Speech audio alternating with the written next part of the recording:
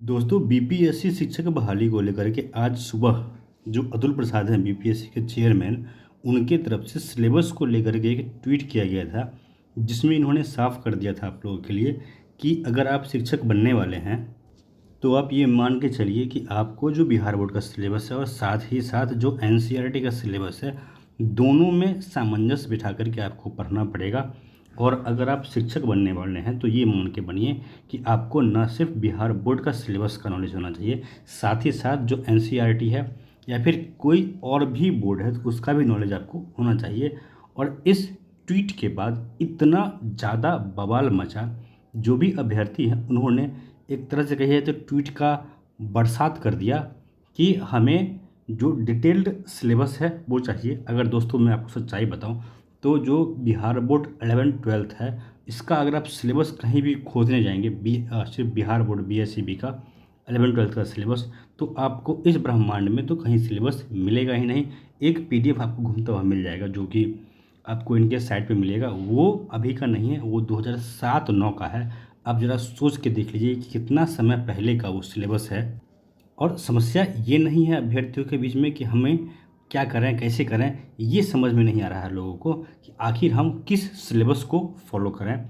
अगर आप बिहार बोर्ड के सिलेबस को फॉलो करने जाते हैं तो इतना कम समय है कि वो सिलेबस ये अच्छे से कवर नहीं हो पा रहा है। और साथ ही साथ अब ये कह देना कि आपको जो एससीईआरटी है के साथ साथ एनसीईआरटी का भी सिलेबस आपको फॉलो करना है, यानी कि कहीं ना कहीं इसमें एक लूप होल छोड़ने का जो साजिश है वो किया जा रहा है। और जब अभ्यर्थी हमलावर हो गए, सिलेबस का डिमांड ज़्यादा करने लगे, तो जो हमारे अतुल सर हैं चेयरमैन बीपीएससी, उन्होंने ट्विटर छोड़ दिया। जी हाँ, बिल्कुल सही सुना आप लोगों ने।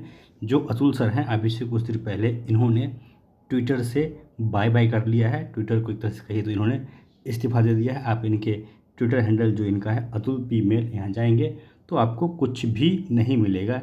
यानी कि एक तरह से कहिए तो जो बीपीएससी के चेयरमैन हैं मैदान से निकलते नज़र आ रहे हैं।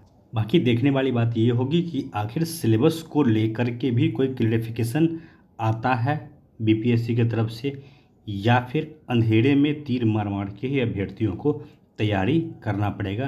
क्योंकि डिटेल्ड सिलेबस हर कम्पिटिटिव एग्ज़ाम में जो अभ्यर्थी होते हैं उनका अधिकार है कि उन्हें एक सिलेबस दिया जाए कि किस सिलेबस के आधार पर उनकी बहाली होने वाली है। क्योंकि अगर देखा जाए तो बिहार बोर्ड का सिलेबस अलग है, एनसीईआरटी का सिलेबस अलग है, अलग अलग टॉपिक है। तो क्या पढ़ें, ये कन्फ्यूजन अभी भी अभ्यर्थियों में बहुत बुरे स्तर पे बना हुआ है। बाकी जो भी अपडेट होगा हम यही दुआ करते हैं कि अतुल सर जल्द से जल्द ट्विटर पे वापस आएँ और आप लोगों को कोई अच्छा सा न्यूज़ दें। धन्यवाद।